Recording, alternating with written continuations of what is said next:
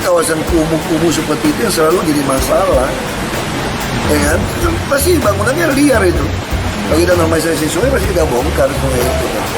Operasi langsung itu? Bukan saya, polisi bukan bawa saya. Jadi nggak usah ada ide baru, master plan-nya sudah ada. Sungai semuanya dilebarkan. Harus kalau itu dilebarkan. Teknisnya mau pakai normalisasi, pakai naturalisasi silahkan, tapi dilebarkan. Jangka panjang kita harus melihat penyelesaiannya secara lebih komprehensif. Yang terkena banjir itu di berbagai wilayah. Jadi ini bukan sekedar soal yang belum kena normalisasi saja. Nyatanya yang sudah ada normalisasi juga terkena banjir.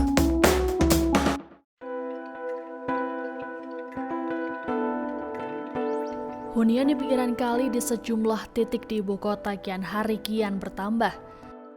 Ancaman menjadi korban banjir pun berada di depan mata. Tak hanya banjir, ancaman longsor pun turut mengintai para penduduk di bantaran kali. Satu di antaranya yang terjadi di kawasan Ciganjur, Jakarta Selatan pada 10 Oktober lalu.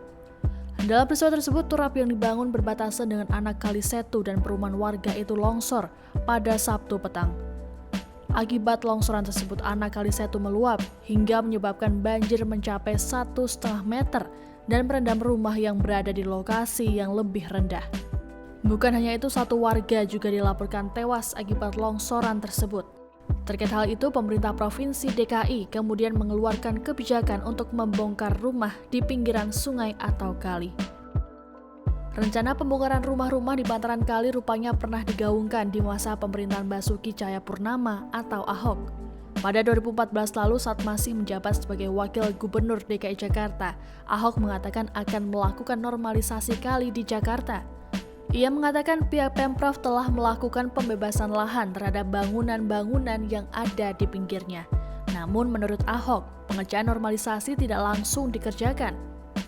Akibatnya lahan diduduki oleh ratusan bangunan ilegal. Ironisnya, bangunan-bangunan tersebut adalah bangunan permanen. Meski demikian, Ahok menegaskan akan tetap melakukan pembongkaran terhadap rumah-rumah tersebut. Selang 2 tahun saat maju dalam Pilkada DKI 2017, Ahok menegaskan akan tetap melakukan pembongkaran terhadap rumah-rumah tersebut.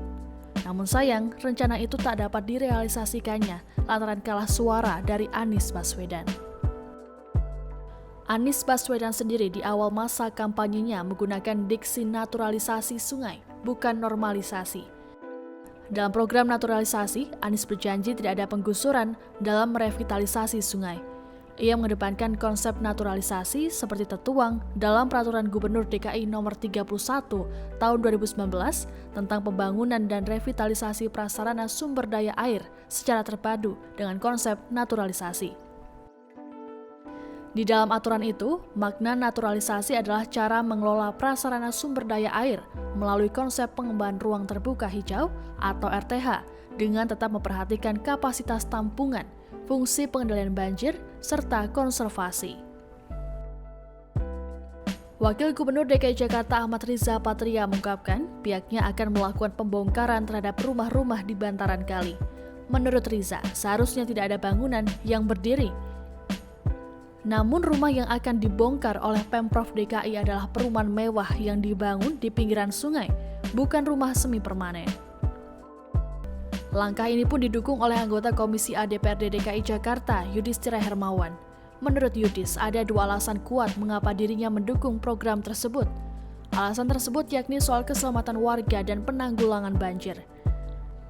Meski dinilai cukup terlambat karena baru diwacanakan setelah 3 tahun kepemimpinan Gubernur DKI Jakarta Anies Baswedan, namun keputusan tersebut harus bisa segera dijalankan sebagai salah satu upaya penanggulangan banjir. Sekretaris Fraksi Partai Golkar DPRD DKI Jakarta ini pun meminta pengertian kepada warga agar tak keberatan bila direlokasi. Ancaman bencana alam terutama banjir membuat Pemprov DKI harus berpikir keras dalam melakukan upaya penanggulangan, termasuk merapikan kawasan bantaran kali yang kini dipenuhi oleh bangunan permanen.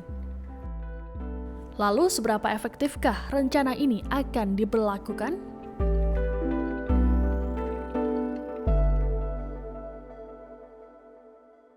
Terima kasih sudah nonton.